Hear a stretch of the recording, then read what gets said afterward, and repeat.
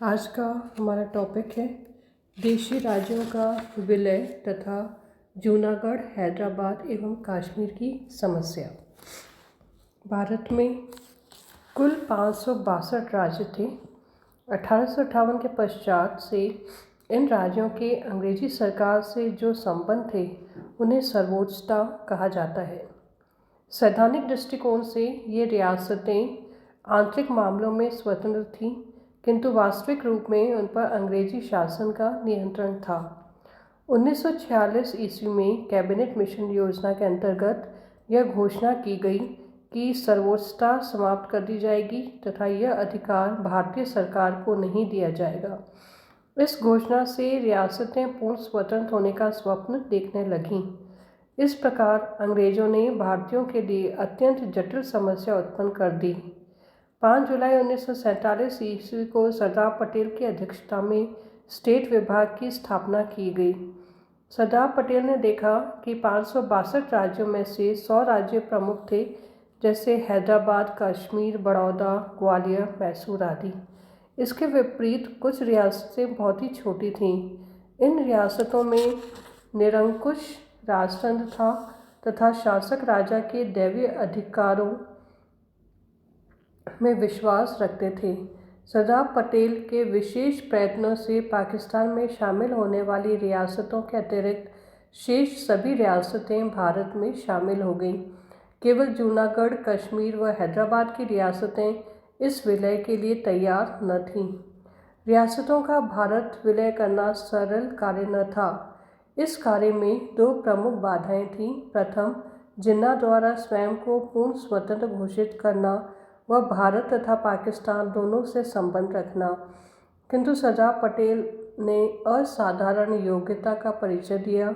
उन्होंने रियासतों से अपील की कि वे भारत की अखंडता को बनाए रखने में उनकी सहायता करें। उन्होंने मैत्री व सद्भावना का हाथ बढ़ाया व भारत में सम्मिलित हो जाने के लिए कहा। सरदार पटेल ने 2 प्रकार की पद्धतियों को प्रोत्साहित किया: बाह्य विलय तथा आंतरिक संगठन।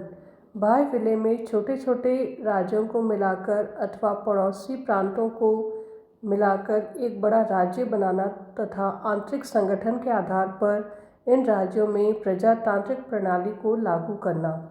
उदाहरण के लिए दिसंबर 1947 ईस्वी में उड़ीसा और छत्तीसगढ़ के 39 राज्यों का उड़ीसा का तथा सीपी में विलय हुआ। इसी प्रकार फरवरी 1948 में बम्बई प्रदेश के साथ 17 दक्षिणी राज्यों का विलय हुआ।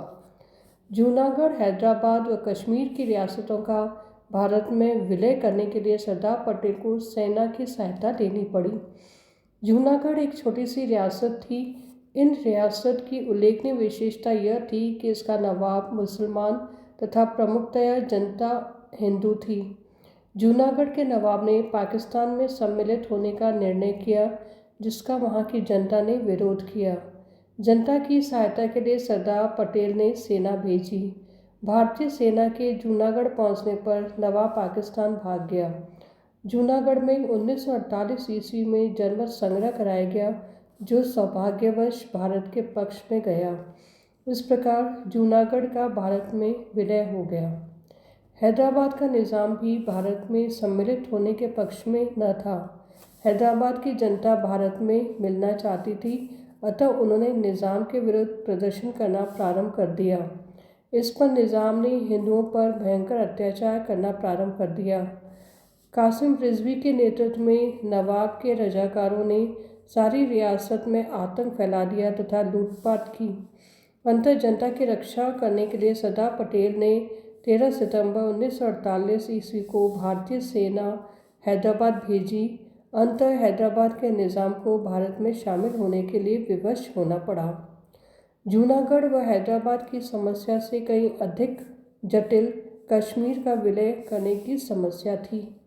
कश्मीर में मुसलमान बहुसंख्यक थे तथा इसकी सीमा पाकिस्तान से मिलती थी, अतः जिन्ना भी कश्मीर को पाकिस्तान में मिलाना चाहते थे। कश्मीर के शासक ने भी यह स्पष्ट रूप से घोषणा नहीं की कि वह पाकिस्तान अथवा भारत किस में मिलना चाहता है। इस बात का लाभ उठाते हुए जिन्ना ने 22 अक्टूबर 1947 को कबायली लुटेरों के रूप में पाकिस्तानी सेना को कश्मीर भेजा। इस पर कश्मीर का शासक भयभीत हो गया व उसने भारत से सैनिक सहायता मांगी। सरदार पटेल इसी अवसर की तलाश में थे। उन्होंने कहा कि भारत कश्मीर की रक्षा करेगा, किंतु रियासत से भविष्य का निर्णय जनमत से किया जाएगा। भारतीय सेना ने कबायली लुटेरों को मार गिराया। 31 दिसंबर 1947 को भारत ने संयुक्त राष्ट्र से अपील की कि वह पाकिस्तान को उत्तर पश्चिमी लुटेरों को भारत पर आक्रमण करने से रोके।